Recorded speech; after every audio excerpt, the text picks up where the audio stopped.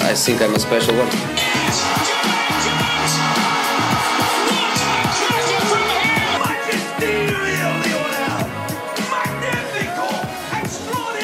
What are we doing? What are we doing? All right, welcome back to On the Half-Turn podcast. Here with Chad. It's the night after we lost to the Netherlands 3-1. Night of, yeah, sorry, not night after, night of. It's just been such a long, tough day. 3-1 loss. We're out of the World Cup. It's like, now it's hitting me like, man, like we got to wait another 4 years for this kind of intensity. You know what I mean? Yeah, but like, you got to look at it like, what did you really expect from the World Cup? Yeah. Like, did you expect to get to the quarters? Probably not. So. Mm-hmm.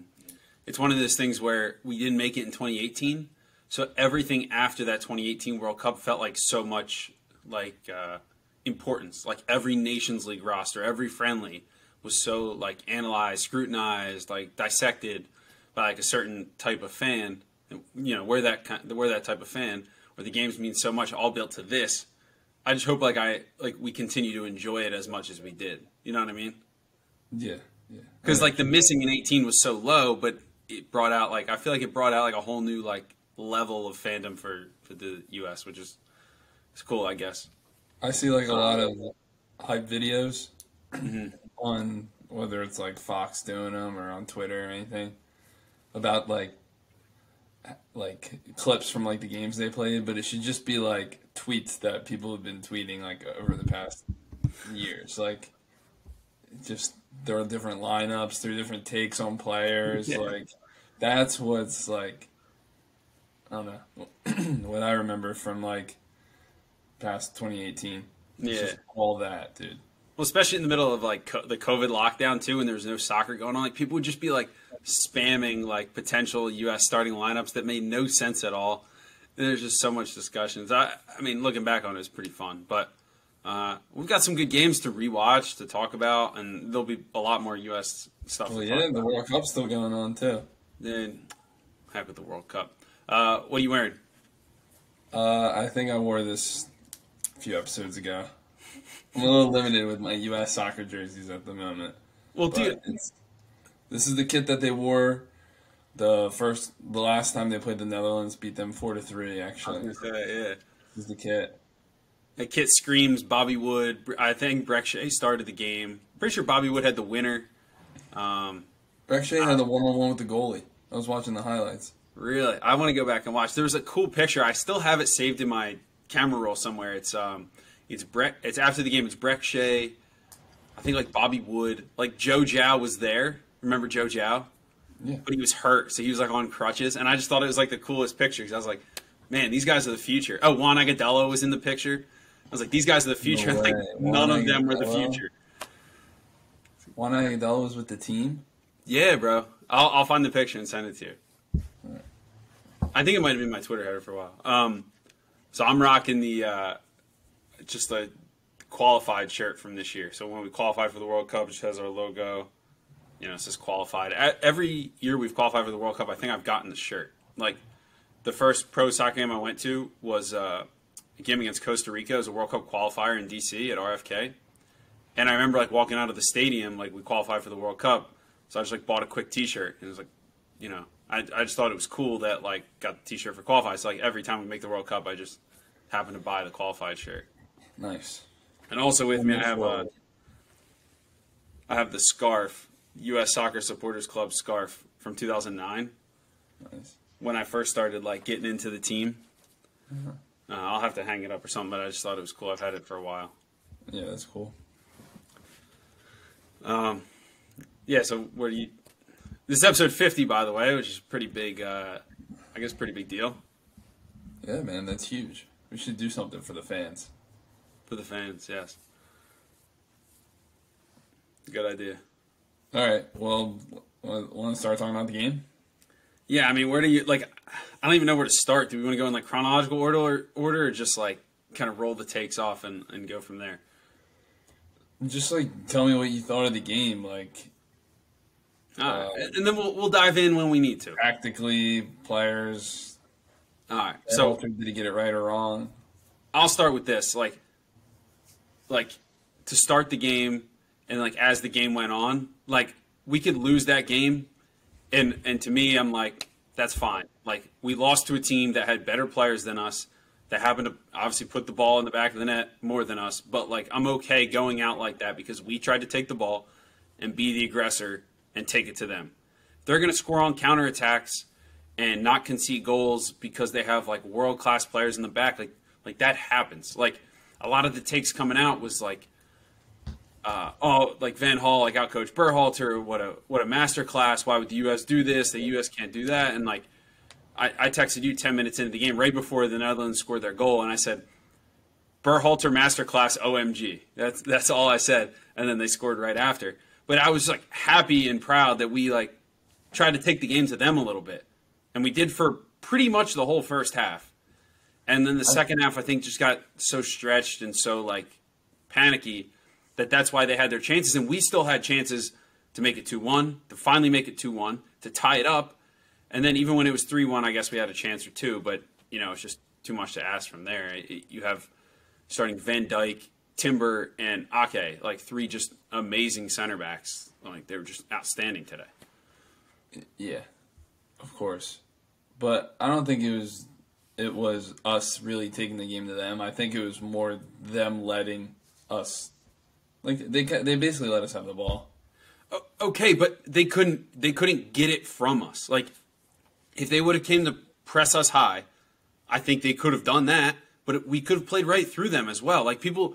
Like, there's two sides to it, right? If, like, they're the Netherlands, they're the Dutch, the best. They claim the best team to never win a World Cup, a top 5 to 6 soccer country in the world, right?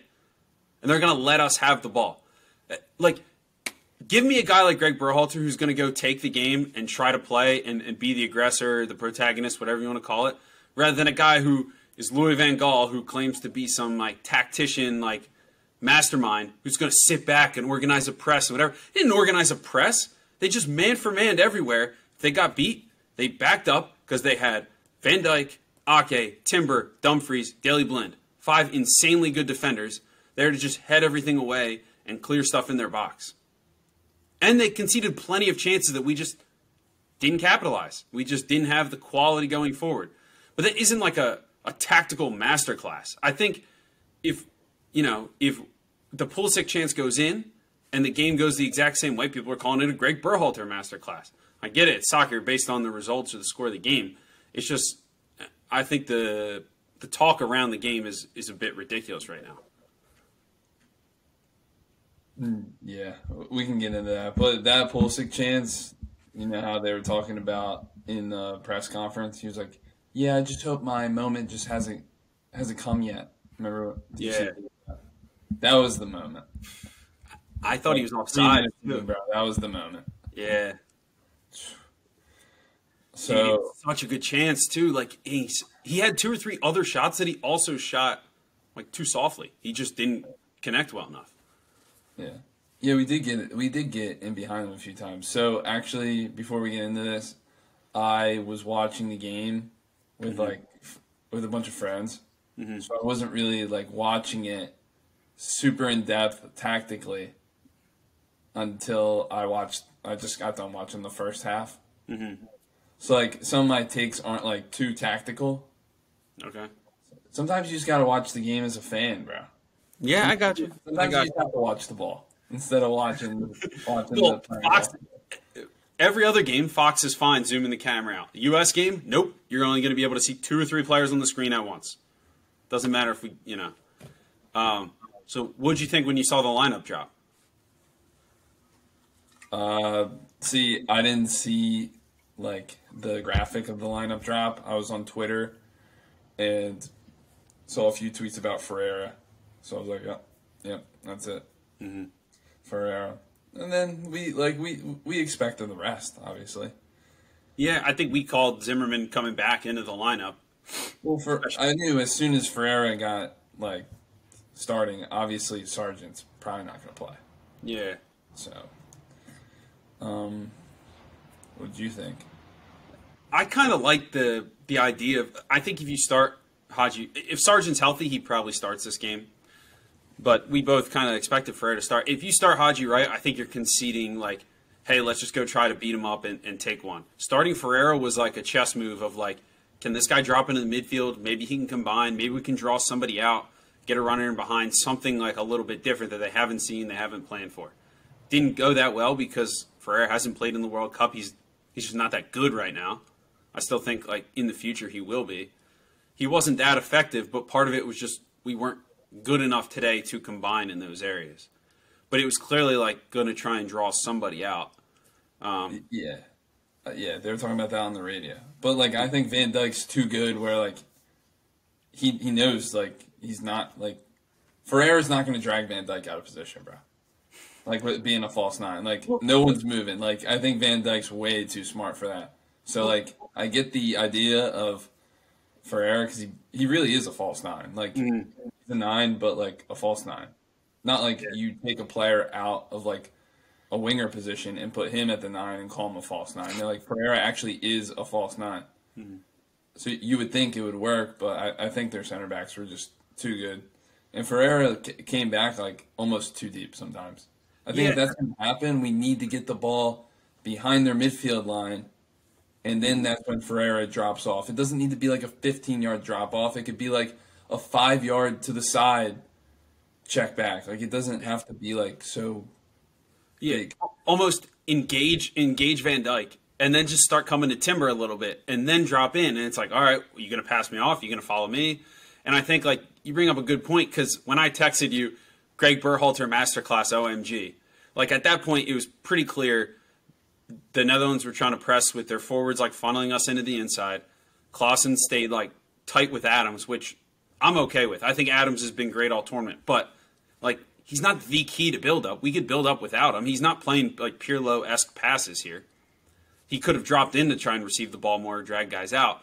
But if you're doing that, like the one time we had success, Dest like inverts a little bit, and Blind comes with him, and then Weah drops so far in, and Ake is 50 yards, 60 yards up the field, and you could tell, as a center back, you get dragged that far out of position, your head's spinning a little bit. You're like, ooh, my second guess myself, whatever. Now, you have two other center backs back there, Timber and Van Dijk. He's probably okay. But I think drawing those guys out gives us a picture to say, where is that space we can exploit? Because as soon as that happened, I think Dest ended up making like a straight run into that space, and Zimmerman just overhit the long ball. But it goes with the theme, like if they're man marking us and we start to have those little combinations, rotations where we're dragging their players out of position, why are we trying to combine out wide? Like I think the biggest problem today was that we let the Netherlands get out on the counterattack, right? That was the only way they were really going to be dangerous. So why was our rest defense shape not as organized as it has been in the past? In the past games, it's been the two center backs, it's been Tyler Adams, and it's been Musa and McKinney, right? Against Wales and against Iran, they've kind of drifted wide, and you have those two plus those three, and then it was typically Dest going forward and Robinson going forward, right? You follow me? Yeah. So my next question is, if you have the 2 and then the 3, why aren't you trying to play like through the middle to Ferreira? But like Ferreira was dropping back, and then McKinney and Musa are pushing too far wide to keep creating these numbers up situations on the outside. But then that just leaves Adams and Ferreira in the middle. You know what I mean? Yeah. It's like then you like wonder if that's a tactical thing that the coach wants, or if that's just the players playing and them just being comfortable finding space there instead of pushing up farther up the field. Like I've said this past podcast, I think one of the usually I think it's Weston should be pushing up closer to the forward to combine with the forward more. If that's what you're trying to get at, like you wanted them to play through the middle more. Yeah, well, I just think in games where all tournament they've liked to combine out wide and they've been drawn out wide. Musa, McKinney, they can go out there. Today was a game where you could have been a little bit more positionally disciplined. McKinney, Musa, Adams to stay a little bit deeper and let Ferreira work between those lines. Let Pulisic work between the lines, and then let Dest, Weah, and Robinson do like the running in behind and the combinations out wide. But they weren't. It was like we started the attack, and then Dest would go, and then Musa would go, and then there's no one really back. And then I think that's why they were dangerous, because Klaassen would be with Adams, so the ball would go to Klaassen or somebody. Adams would step, and if the ball got back, or if it got to Gakpo or Memphis, then they were gone, and then it was a 1v1 or 2v2 at the back. So, like, I think our rest defense shape was off. Maybe I just don't know tactically if that was a thing that Van Gaal was, like, trying to get at or trying to draw us out. But and maybe we should have told the fullbacks to stay a little bit deeper to start the game as well. But yeah, I don't think we did Ferreira any favors in the middle of the field. You know what I'm trying to say? Yeah. Well, they're playing 3 center backs, and like that's the advantage of playing this formation, the formation that the Netherlands play. Mm-hmm. Even if like they have to shift from side to side, they still have a back 4. If one of their wing backs gets pulled out, they have a back 4. Same thing if a center back gets pulled out, everyone just gets more narrow and it's a back 4. Mm-hmm. Like that's like the benefit of that formation, which will be harder for us to play through that like defensive line. Yeah, and look, if they're going to be stuck on you like almost man for man in the midfield, like this was a prime game for McKennie to drop in, Musa to drop in, see if De Jong or De Roon would follow a little bit and then open that space for Ferreira. But instead, it was like too much free flow almost. And then like anything we would create was, and we had like no numbers in the box when it would like be successful down the wings. So that was kind of annoying, but I was still like happy with the way we played especially for most of that first half. I thought before the Dutch scored, I thought we looked great. Like obviously Pulisic's chance came off of I think it was a cross and then headed out, and then Adams put it back in maybe. And 2 or 3 of those balls were just put right back in the mixer. And we got good chances from them. Yeah, they were saying on the radio today that the Netherlands, the only teams to get results from them, I don't know what the time period was, Ecuador being one of them because they got a draw, mm-hmm. is they matched up and went like same formation. All 4 teams that really got results, at least a draw or a win against the Netherlands. They matched up with the same formation. As in like a 3-5-2? Yeah, like some combination of like three center backs, 2 wing backs. What was I gonna say?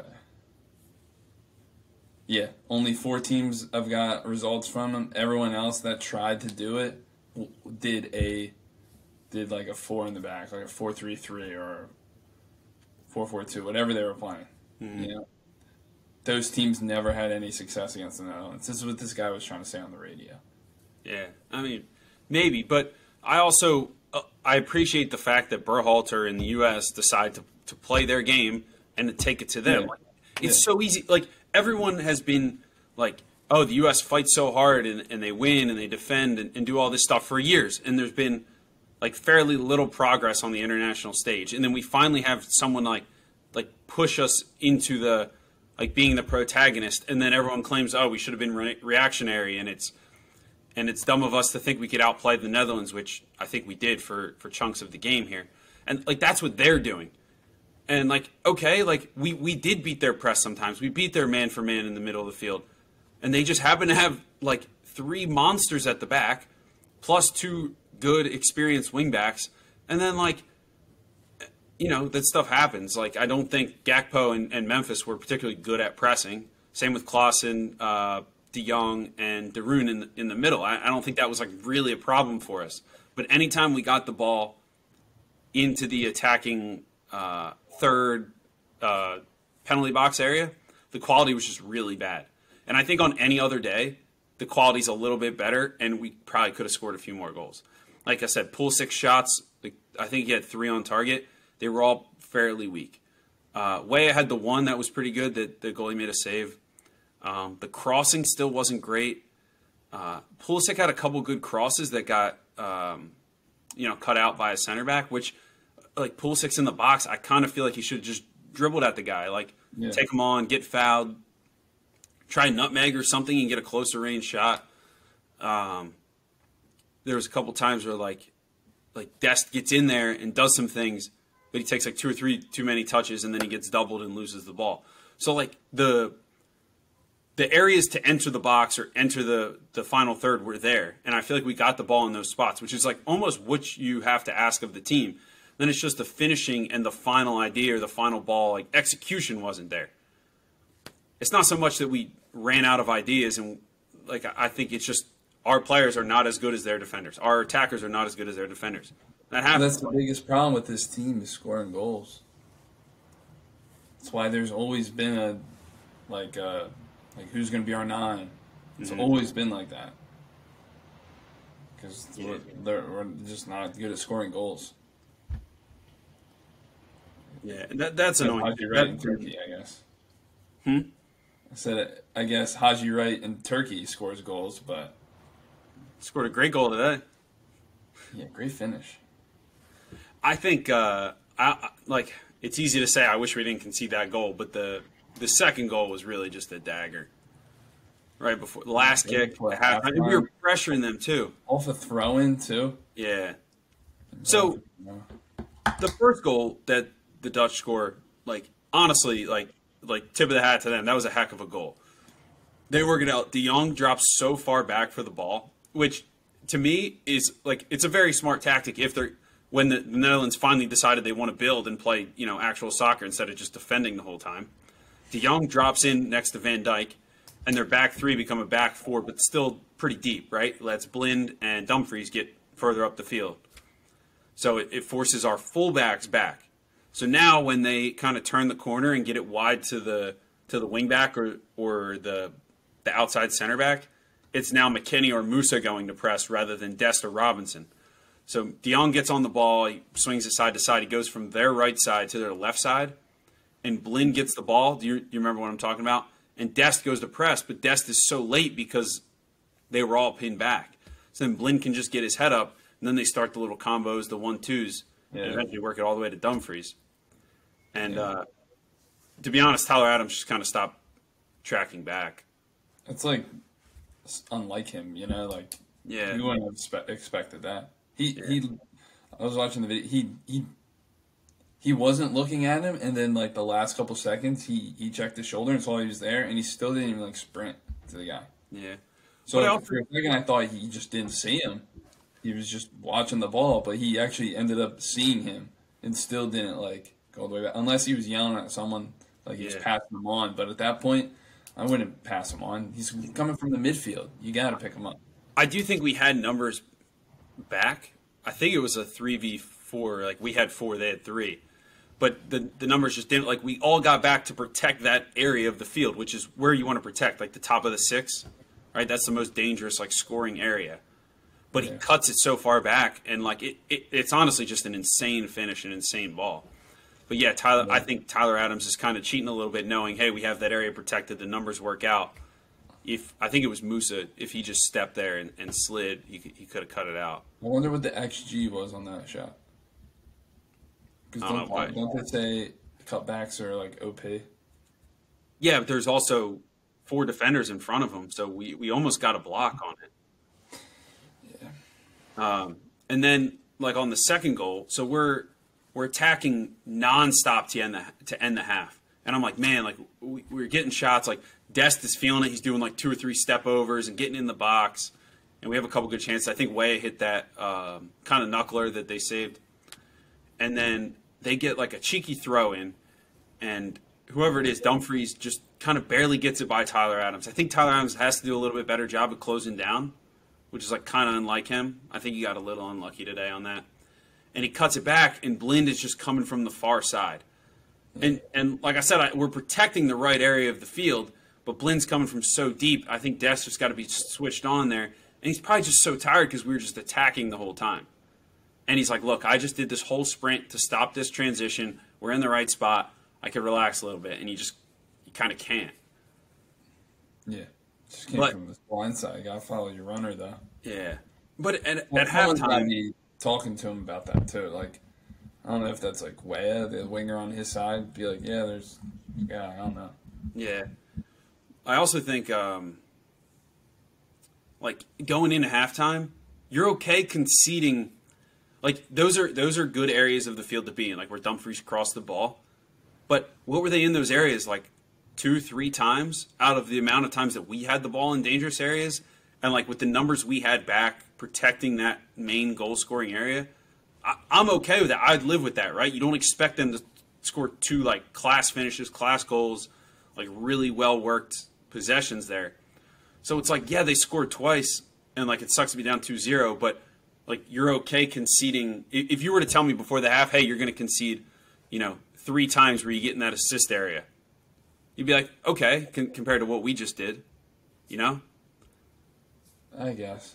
And, like, at halftime, because they scored the 2, because they had 2 unreal finishes, people are just, like, exploding. And I don't know. I think it was, like, they just had, like, insane quality on those finishes, on those crosses, on those build-ups. Yeah. Well, that's both of them were, like, they were identical, almost identical, right? So, like, it's just cutbacks, It's literally like changing the angle, the way the defender's body shape is in that situation. Don't normally see someone coming from your blind side. Mm-hmm. Like that's why people always try to tell their teams get to that area and cut it back, because that's what happens when you do that. And others did that, and like they have the perfect system for that too, because they got like a late arriving wing back. Mm-hmm. And just put those across. Yeah, and the way Blinn reacted, I think it was something they were working on or trying to work on. Like, I don't know, it just seemed like something that was planned. You gotta defend that space better. But yeah, you're like happy that they got it there. Like, why are you happy? But who, me? Happy? Yeah, you're like yes. I love when the Netherlands get it to like. No, I'm saying, I wish there was an easier way to put this. I'm saying if you were to tell me in that whole half that they would have gotten to those areas of the field with that amount of numbers that we have back, that whatever, our back 4 plus Adams or plus Moose or whatever, in those areas, I'll take that. The fact that we attacked most of the half and they only had 2 to 3 of those good opportunities, I'll take that. And those are just, I think it's more of like not a lucky finish because it takes a lot of skill, but a lucky like sequence of events to lead up to that for them to get one in the goal. And then you hear like at halftime or after the game, like Alexi Lalas and I think Landon Donovan, they're just like, it's just marking their man. It's just marking their man. Like they got to be coached better to mark their man. It's like if Van Dijk lost his man on a cross or something, like no one's saying that that's Van Gaal's fault, Van Gaal, however you say it, that's his fault. So it's not like Berhalter's fault or the staff's fault that they just kind of switch off. I'm sure it was somebody's responsibility to step out, but they did the initial work to protect that area. That kind of thing is on the coaches. Yeah, and it's also, like, we know this, right? They're defending space. We hear Jesse Marsh talk about it. A lot of times we hear Curtin talk about all these coaches. They talk about being ball and space oriented and that we aren't man-to-man defense here until somebody goes to press, which kind of brings me to, like, their third goal, just to jump ahead a little bit. Their third goal, I think Daley Blinn puts the ball in. He's got, like, all day to put that cross in, right?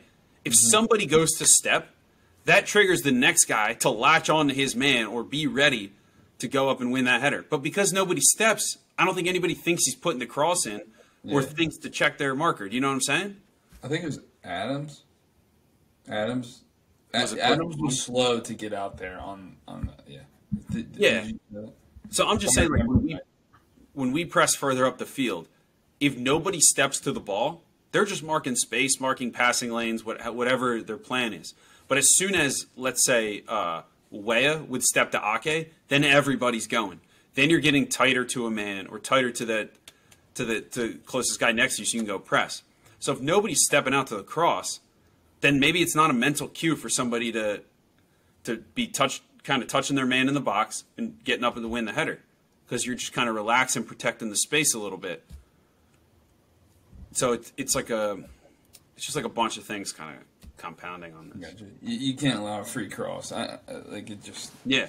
That's I'm like saying the fact that it was a free cross, I think messes up the timing of everybody else getting up to win that header. Like, if he's about to cross, maybe Robinson takes a quick look over his shoulder and slides a little bit further over to Dumfries. But they just had numbers up in the box, which is crazy. Yeah. What minute was that third goal? What did you say? I don't know, 75th, I think. 75th, dude. We might have scored in the 70th or 75th, or they might have scored in the 80th. Gotcha.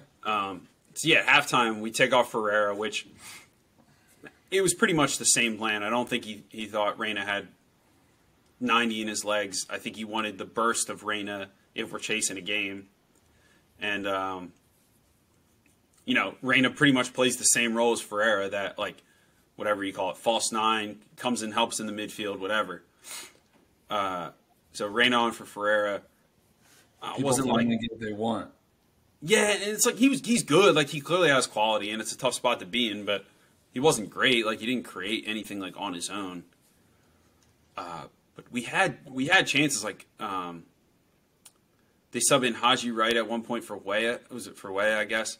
And Pulisic springs Haji Wright in on goal, who kind of makes nothing of it. I think Aronson got in once or twice. Like, even Reyna, like, he entered the box once and, like, I think put in a cross. It just went out of bounds. So really, Reyna had that nice play where he got on the left side and was able to find Weston at the top of the box. Oh yeah, that was a nice. Yeah, Weston's got to do better. That's another thing too. Is we have the ball and we worked it well. We worked through their press. We're into the final third. We get, they back up, right? They have the space, just like we talked about on the other side of the field, where they protect the space, right? Van Dijk, Timber, Ake, they all drop. They're protecting the most dangerous area. So they're conceding that shot at the top of the box, the cutback. And McKennie just happens to sky it. Like, you have Memphis Depay and Daley Blind finishing, or Weston McKennie. Like, they just happen to have better players take their chances on the day. Has nothing to do with being out coached or you're pretty much just outclassed in terms of quality at that point. So this is what I'm getting from you right now. That you're defending Berhalter and more blaming the player, not blaming the players, but just saying how the team's just not good enough. Look, you gotta stop, dude. You can't. No, you can't tell me to stop. You can't use that as an excuse. Oh, they just have more quality. They do. So it's a fact. It's not a like. That was an excuse when we were talking about the England game, because we played really well against England. Yeah, we played to their level, and stuff happened. Like, they didn't finish. They had a couple chances, and we happened to defend them well. Like, when Zimmerman got that block, we had a couple chances that we also didn't take. If Harry Kane got the chance that Weston McKennie had from Tim Weah in the England game, he might have finished that.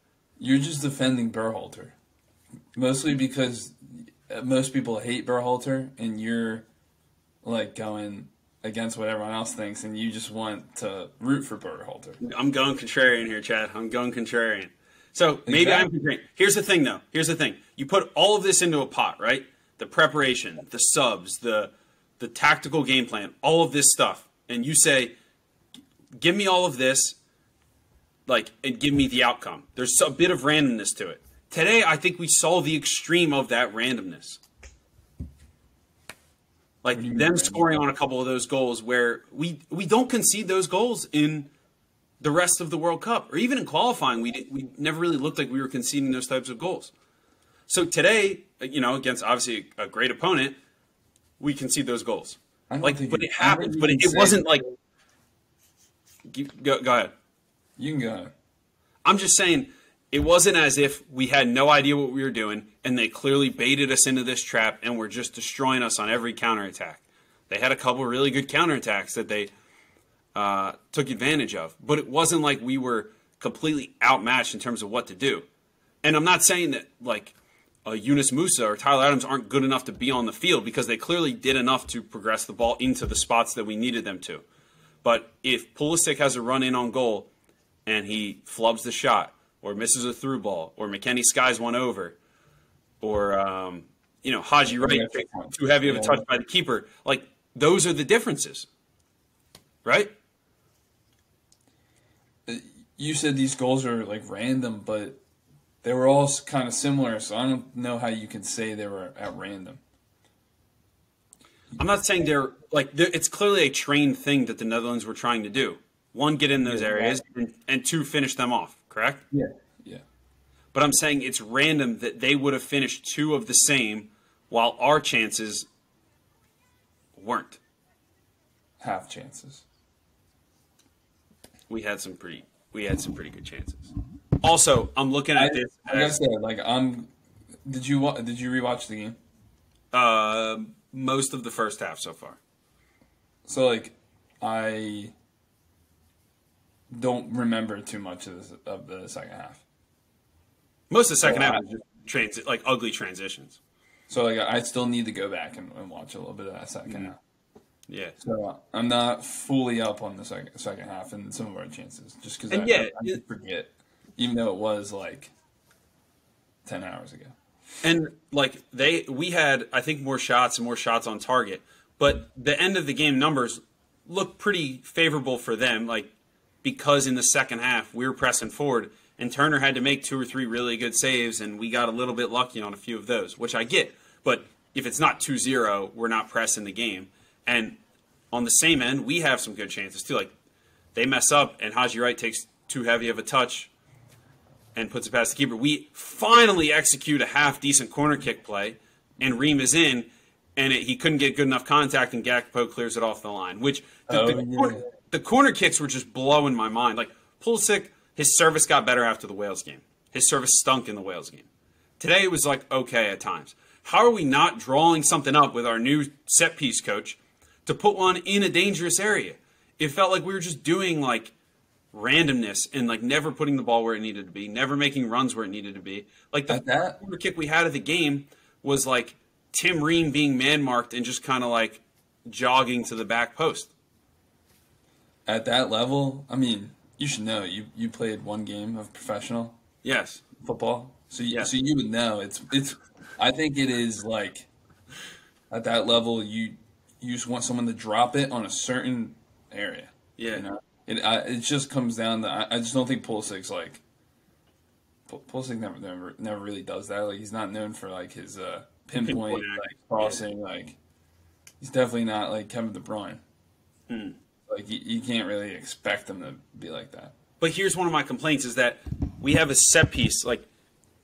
You could have 2 or 3 bases of set plays on corner kicks that tell players to be in certain areas, right? So if a ball is too long, you should always kind of have a back post runner. If a ball is too short, you have a front post guy getting across the face. But it never seemed like those matched up to where we continued to make those dangerous. And to be honest, it's on that coach or on the staff to get the team ready for these set pieces, which we didn't take advantage of at all. You're finally blaming Berhalter. Yeah, fine. Fine. Now, defensive set pieces, I think Wales had a dangerous one. But other than that, we were fairly good all tournament. And I think Zimmerman was massive today on defensive set pieces because they have some units when they bring the big guys up from the back. Yeah. And apparently the Dutch keeper is the tallest guy in the tournament. He's 6'7" or 6'8". Yeah. So that dude had, he can come out and grab everything. So Here's the thing. Look at the data. Look at what he's done on defensive set pieces so far and figure out where you can put the ball where he's not going to come grab it. If it's back post, if it's taking a short one and changing the angle a little bit, if it's hitting an outswinger, then do it. We didn't. Yeah. All right. I got something a little off topic, but a guy called in today on the radio and said this. You listen to a lot of radio today? Yeah, I was in the car a lot. So he was saying how there's a problem in the United States is our number one problem is our talent identification. That's the number one problem of why we don't develop the best players. I don't know. Okay. And he used Dumfries as an example. He was if Dumfries with his athleticism, his build, speed, everything, he's a super athletic guy. American coaches would make him play as a forward. I don't disagree with that. That's actually a pretty good point. Yeah. To be honest, how do we like Haji Wright could be Dumfries? Well, yeah, like if you think about it, dude, at some point a coach came along, looked at Dumfries and says, you'd be a really good wingback. Isn't that crazy? Because if he was American, he would probably be a forward or an attacking player. Yes. He turned out to be an outside back, which is like insane. And then you look at players like Ake, Timber, Van Dijk, obviously. So, and then their center midfielders are all just like the technical guys. Like no one overpowering in the midfield. They have an insanely athletic team, by the way. Now, that's a good point. Like, maybe, I don't know when Dumfries made the transition to wingback, right? It could have been later in his career. It could have been early in his career because he was just the fittest kid. Who knows? But it does make sense that they have these really good athletes that are also good soccer players, too. Like, it's not just one or the other. And, like, if we're going to talk about talent identification, I think that's another, like, complaint. And maybe that's why I defend the coaching staff and, like, I'm okay with this result because if you look at the problems, I think you could say we weren't as good as them. We did a lot of the things we could have done to try and be as good as them, to try and win the game without bunkering and playing scared soccer, right? So the thing I always think about is player development, specifically at the younger ages. Like, what are we doing? What are we encouraging? Now, there's another subset of people that might say our talent ID needs to be better. We need to reach out to the Latino community or the kids that are ready to play at the next level that happen to go to college or something. There's other people that are like equipped to talk about that, right? But I think it all like comes into the same picture that a country like the Netherlands has that down much better than we do. Yeah, right? And I'm unsure how you could get that down. Like only they would know, right? And yeah, like I'm sure there's studies and whatever, and a lot of it's cultural and a mix of the clubs and the landscape there. But think about it. Are we developing a Frankie de Jong in this country that's comfortable enough with the ball to just shimmy and shake in like close to his own 6-yard box? Plus a Nathan Ake who's like with his left foot looks like he could probably be a midfielder, but is also like a 6'3" like athletic beast. Or like we just aren't developing enough of these players. And the simple answer is develop more ball players. So for every like crazy Haji Wright that can play up top and score goals, you get a score goal. Yes, that could get up top and score goal. You get a Dumfries that can play multiple positions, use his athleticism in a different way, can combine in tight areas, can play 2v1s on the wing, can cut inside with the ball. Right? I think you see the difference between Dest and Shaq Moore. Right? Like, and not to compare Shaq, I think Dest is just better, right? But like Haji Wright and Shaq Moore, I think are both my age, and like I remember watching them like play for the youth national teams, like watching the highlights. And there was a whole era there from like 92, 93 to like the 96, 97 birth years where we just got like barely any ballers. And then you have like Pulisic, Weston, Adams. Those guys are a couple years later. But there's just like generations of players that are missed. And maybe it's just because we put them in the environment where the results are what matters, where they play to their strengths all the time, where they're never challenged outside of their comfort zone in a different position, system, setup, whatever. But a country like the Netherlands has a specific idea of what their players need to be. Like, look at De Ligt, right? De Ligt, for another thing, De Ligt is an $80 million center back coming off the bench. Plays for freaking Bayern Munich, right? But so he's insane. He like, could be like a world-class defender almost on his day. A bit out of form. But he's not playing in this team because they need Timber and Ake to act like outside backs or fullbacks at times, which De Ligt isn't as good as he's not as good at that, right? So there's a clear identity of how they want their players to play. So they're going back, reverse engineering it, and developing players to suit that. We don't have that. We don't have enough of that. We're just piecing together like any bit of talent we can. So it's fair to say we're just not there in terms of talent development, talent identification, soccer country. Of course. I knew this rant was coming ever since we got matched with the Netherlands. I'm surprised you haven't been like, well, you have.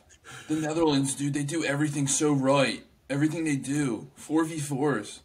I don't know. I really do. Like, but I've watched somehow I think it might have been on Twitter. It was like a youth game. It was like a 5v5 game.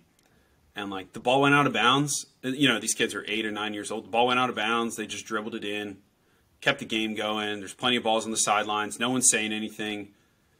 A couple parents helping out coaching, but they just kind of sub the players in. Players are trying tricks. Go watch a game here in the U.S. It's parents in their chairs on the sidelines, cheering them on, telling them what to do. You know, just hyper competitive environments, not creating that relationship with the ball. And then, like, take that up to the national team level, right? Do we want Ake's and Van Dijk's and De Jong's, Depay's, Gakpo's, like, being, like, smooth and slithery with the ball? Or do we want, like, stiffs? Do we want stiffs with the ball? And, like, you got to do everything you can to get those type of players. And we're not. So, therefore, we're not going to have enough of them. Yeah. Yep, dude, I've heard this a million times. And last thing on this, right? Sorry if I'm ranting here. I feel like I could just say this. It's okay that we're not as talented as the Netherlands, because we're not. But it's also okay that we try to be the better soccer team and fail at it and lose the game. I'm cool with that. Maybe some people aren't. But it's okay that we can take the game to them for large stretches of the game, get the ball in areas we want, and say, hey, can our talent win this game? It didn't today. On another day it might. But, like, it just so happens that we're going up against world-class center backs. It's, to me, a much better idea than bunkering and sitting in and saying, what is the very best thing we could do to win this game? And just defend the whole time and play, you know, antagonist soccer. Yeah, I honestly, the teams that bunker in, like, I don't even know if that benefits you at all. Because eventually you're gonna give up chances. Eventually, yeah, and then you'll let up a goal. And then what do you have to do? You gotta change exactly what, like, you have to change everything that you were just working on, like defend and so like Australia today, right? They get a bit of a lucky goal. They could have equalized at the end, but like they just wasted our time being in the knockout rounds. What did they bunker? Pretty much, yeah. And Argentina's pretty boring. They keep the ball, they move it a little bit, but it's like, dude, Australia, like, do something, right? Australia's not as talented. If they come out and play Argentina, they probably will lose by more than 2-1. It might be 3-0 or something, right? But like, you get to a certain point where it's like, come on, rip the Band-Aid off, take the training wheels off, let's go. And like, we did that today, right? And if we continue on this path, like, we're going to get better. There's better players coming through the pipeline. These guys will all improve. And like, we'll get used to playing this like proactive style. Yeah, I think before things are changing, but before I think managers would set their team to like defend deeper to try and get the result. But now, like, with all the media attention like these games get, like, a manager might just tell his team to just go for it, try and get it, and maybe it looks good, and then it makes the manager look good because, you know, like, you can the manager could either look good from getting a 1-0 result against a really good team, or still lose like 3-1, but at least your team went for it. Yeah. You know what I'm trying to say? So do you think Berhalter comes out of this World Cup in a better situation he did entering, based on performances and results too, but mostly performances? You're saying does Berhalter do what? Like, is he coming out like with a better reputation? Like you just said, oh, maybe people 100%. give managers more credit for going for the game. Dude, yeah, bro. He's been managing the national team for 4 years. Of course he's got a better reputation. That's what I'm asking. People still say that like it was a failure, or they're debating, is it a failure? Should he have done more? Whatever. And I think we played good soccer along the way. And if you look at the whole body of work, including the World Cup, I think it's been good. Yeah. You think he's there? You think he's done? 4 more years. 4 more years. I think him getting out of the group probably gets him another cycle. Really? I just to me, everything I've seen, not sure how involved he is with like coach development in the country, but program development as a whole, it seems like he's more invested in that, and he's done a good job of building the program and the player pool. And like, look at the assistants he's brought in. Like, assistants have come and gone and taken head coaching jobs elsewhere. And I feel like that's a big part of being a national team, is having these guys who are ready for the next level, but also like take a step back to help you and to like bounce ideas off of you. So you have like, he started with Josh Wolf as his assistant, who's now doing a good job at Austin FC. And I think, a couple other guys have the guy from FC Dallas. I think one guy left to be the head coach of FC Dallas. Then the guy who was the head coach at FC Dallas came to be Berhalter's assistant. So, like, there's fresh ideas kind of bouncing around. And you could make the case, like, maybe, it's just all MLS guys being friends or whatever. But I think there's some value in having a stable,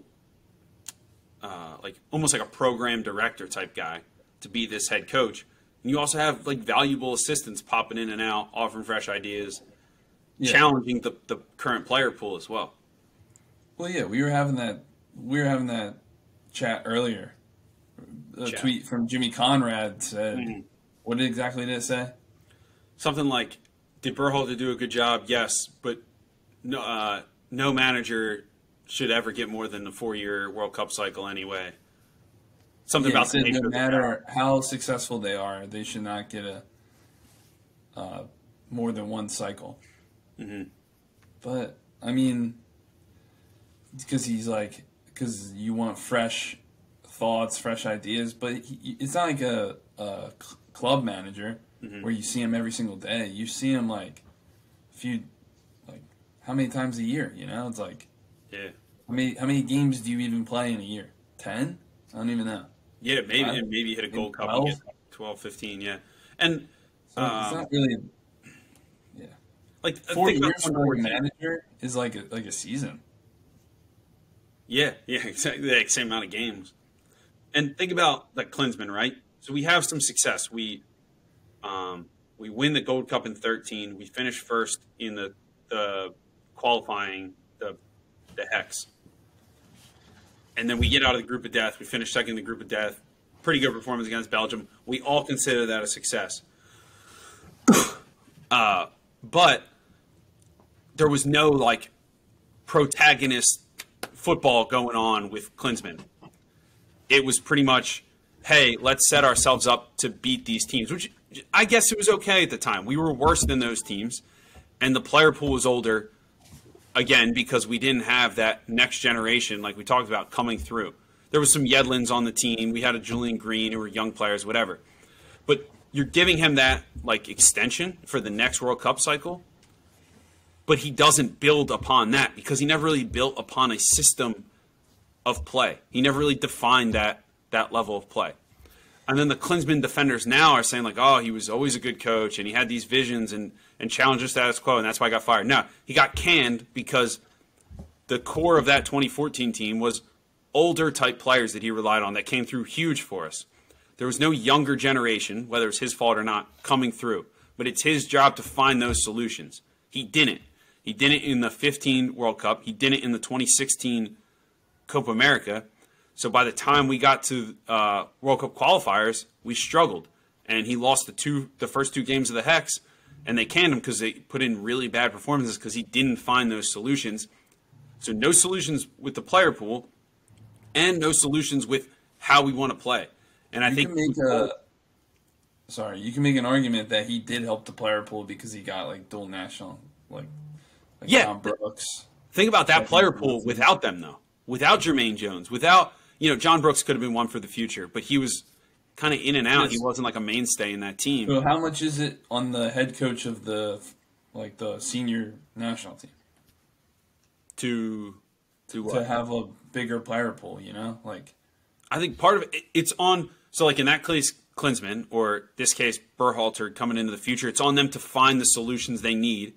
Like, define what kind of soccer you want to play, find those solutions. What Klinsmann was doing was, we have this opponent, let me play these guys to solve this opponent. Very Van Gaal-esque, right? Which is, I'd rather have Berhalter saying, here's the style of soccer we want to play. We got to find guys who could fit this. And so without that, Klinsmann's going out to the player pool and not finding any answers. And I think he was just rotating guys in and out. And he was never like a very tactical guy anyway. Like there was plenty of games where guys came out and said, we didn't know what we were doing until like, an hour before warmups, before like what positions we were playing or what the role of that position was. I remember that's crazy. Yeah, I mean it's two very different extremes, obviously. But I think that's where staying more than one cycle gets you hurt. Now, someone like Berhalter would, I think, thrive in a like extended stay, because then you get back to here's our philosophy, our club ethos, let's build it out. Makes it more like club soccer rather than just national team soccer. Yeah, he does make it more like club soccer. Culture's probably pretty good, too. I think the vibes were pretty good, man. Yeah, the vibes were good. I mean, everyone seems like, I don't know, you hear people in the interviews, they're always like, the players are always like, yeah, we have a great group, like, Pulisic's like, I know all the talented players we have. Why do you give him such like a soft voice, bro? He does have a soft voice. We got the back outside boys? You'd think Pulisic with a lion tattoo on his arm would talk a little deeper, but he's just a kid from Hershey, brother. So, yeah, I think like with the young player pool and more young players coming through, you would think that Berhalter gets another 4 years here. We'll see. I wonder. I mean, I guess it could be up to him, too. Like, does he want to do that again? Or does he want to try and manage a team in Europe? Like, he could probably definitely get a job now. Yeah, I also think whether he succeeds in terms of the U.S. getting to I don't know. I think at this point, like a semifinal would be like an appropriate goal to reach in 26. Not saying we'll have the talent of a semifinal team, but like you're in the round of 16 constantly, even without playing good soccer. You have more years. I think a semifinal is an okay, like, out there goal to reach. And my lights just shut off. So, crap, I lost my train of thought here. I think even if he doesn't reach that goal, the possibility of reaching a outlandish pie-in-the-sky goal with a home World Cup and this young group of players, like it's a risk you got to take if you're Berhalter. Yeah, true. I guess it's like the perfect time to have the job. What else were they talking about? Oh, people have been talking about the U.S. need to play more matches that are more competitive instead of constantly playing Jamaica, Martinique, like Honduras. I agree. No offense to those countries, but if the U.S. want to reach like a certain level, they have the players in Europe right now. So many good young players. What do you think? How do you think they should go about that? I think Nations League is like kind of dumb. Yeah, Nations League is good for the other countries, right? I don't think it does work for us in Mexico. Dude, Nations League, like if you're like Puerto Rico or like you said Martinique, like Nations League is probably awesome. Yeah. Like you probably get amped for Nations League. Yeah, I mean that might be a time to play some of the younger guys and give them caps. But yeah, I think we have to get into Copa America. I don't know whenever the next Copa America is. We got to find a way to get into that. I think they were talking about it, inviting us in Mexico, having it here. I don't know much about Copa America. Got to get into that. Yeah, like, Gold Cup's fairly valuable too. Like because Gold Cup you at least get like the top dog, most of the top dogs in CONCACAF, rather than Nations League. You could get matched up with some minnows there. And you'll get matched up against Canada and Mexico. And yeah, you'll at least get 1 or 2 games in there in a knockout style tournament. Is the Gold Cup this summer? Yeah, summer 23. Dude, Gold Cup's going to be lit, bro. Let's start doing our previews now. Yeah. All right, next week I'll be previewing El Salvador, Honduras. Yeah, we preview the groups as soon as my dark horse is the Cuban number 10. But yeah, and then like European friendlies are going to be big too. It really stinks. Like I'm glad that we're already qualified, right? I should just go ahead and buy my qualified 26 shirt now. Yeah. That should be the title of the podcast. Like, we qualify for 26. Let's go. But dude, World Cup qualifying, like, that's where a bulk of this team is made. Like, it wasn't just that Berhalter was sticking to like his guys because of play too, right? Like, but those guys were in it together. When you like, the science proves, like, when you're in like tough situations with a group of people, like, it brings you closer together. So being in those tight qualifying games is important. So like, we're gonna have to manufacture that in some way. Yeah. Maybe we can go in like an Asian tournament or something. I don't know. That would be awesome. Like, does Asia have a Gold Cup? Huh?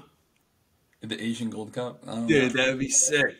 That'd be so sick. It'd be great competition, too. Yeah. The Asian Gold Cup. I don't know. You got anything else? Like, Any last word? know. Like, we kind of went over a lot of the tactical things. I mean, could this game have used Gio from the start? Probably. I think he used Ferreira as a guy to try and unlock between the lines and draw guys out. Musa, McKennie, they're like, especially Musa, like, great tournament from him. He simply is not good enough between lines on the half turn.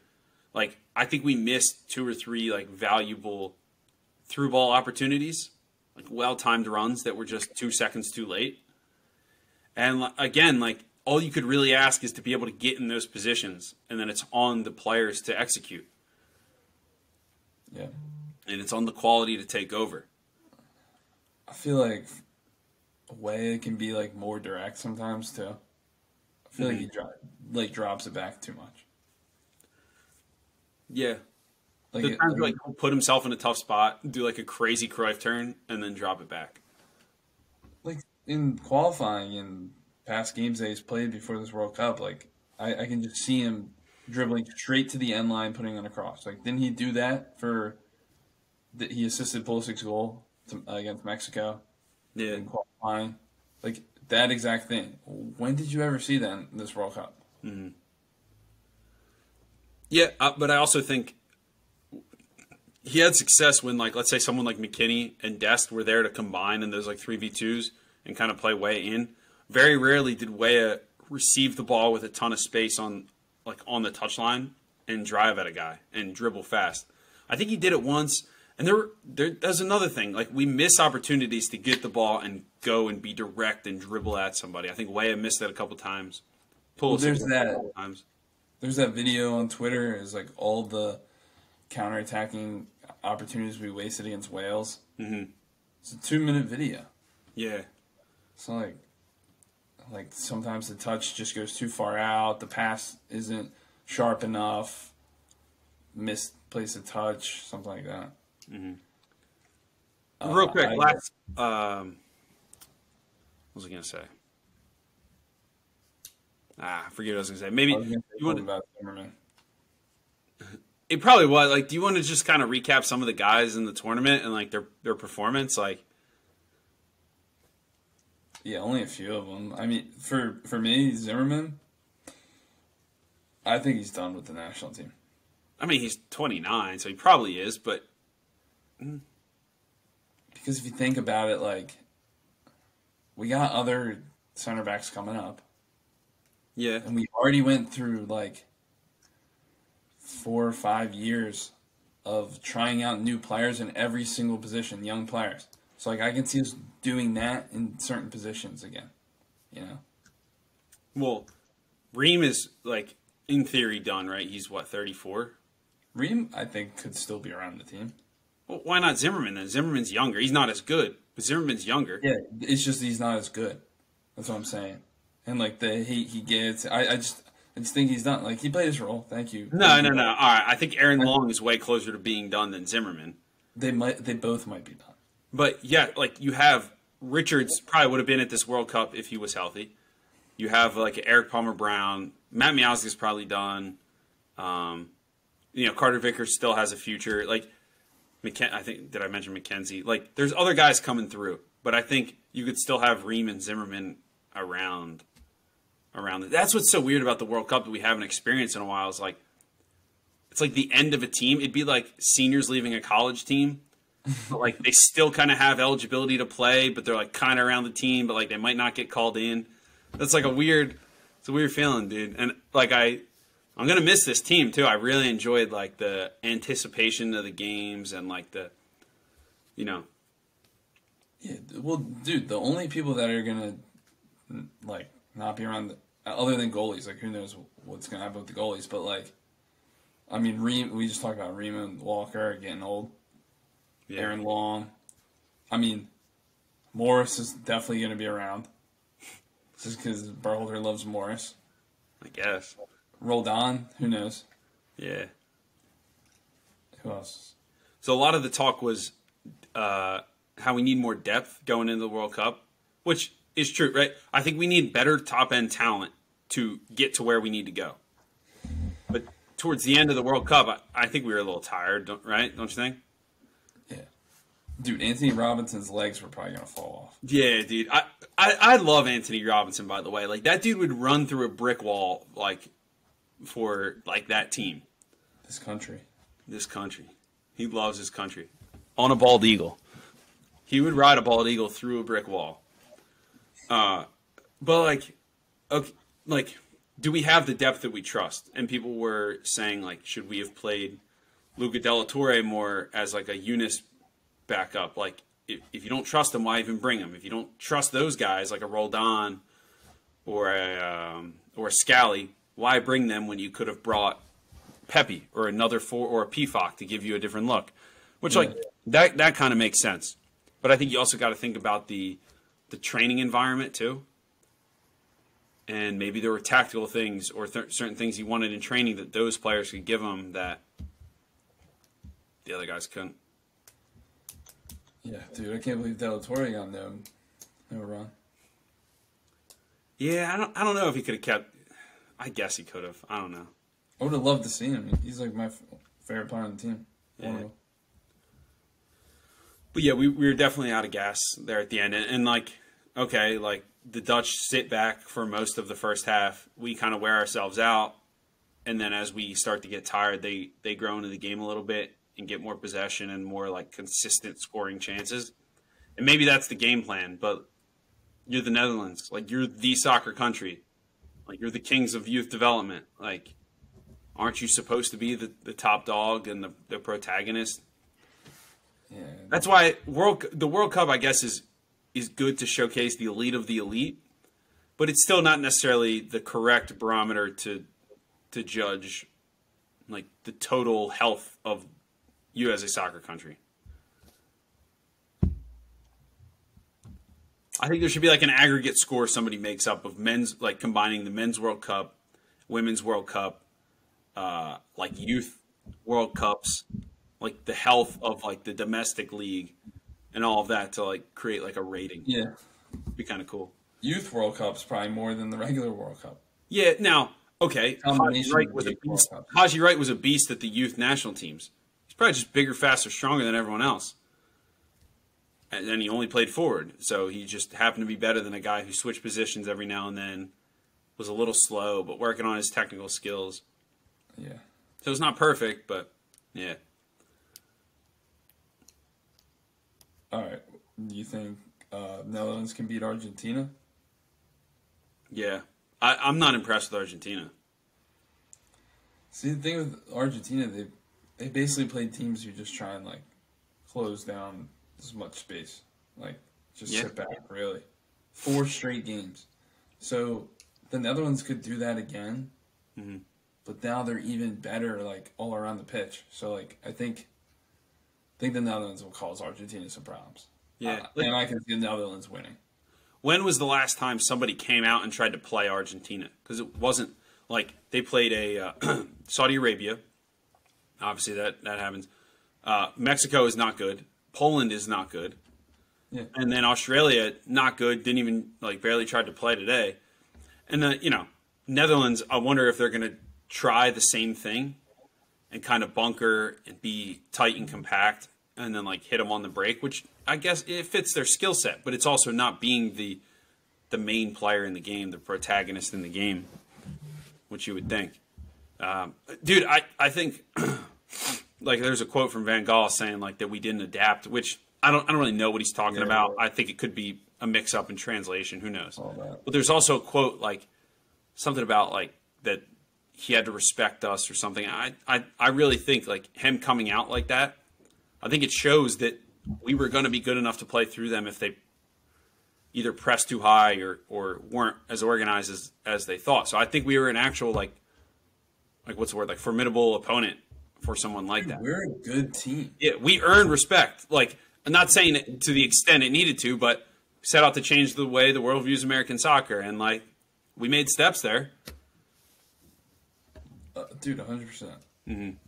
Especially playing England too, where like the American fans are so like intertwined with like the English soccer and like English fans.